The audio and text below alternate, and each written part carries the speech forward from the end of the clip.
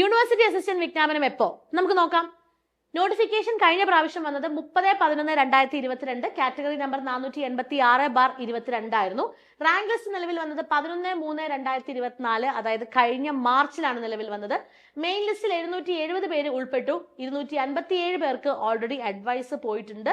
Last advice പോയത് 18/6/25 അതായത് rank list നിലവിൽ വന്ന് 1 വർഷവും 4 മാസത്തിനുള്ളിൽ 257 പേർക്ക് അഡ്വൈസ് പോയി കഴിഞ്ഞു. കട്ട് ഓഫ് 57 മാർക്കാണ്. ഇനി നോക്കിക്കേ, റാങ്ക് ലിസ്റ്റ് നിലവിൽ വന്ന 2024 അത് 2027 വരെയാണ് അതിന്റെ വാലിഡിറ്റി ഉള്ളത്.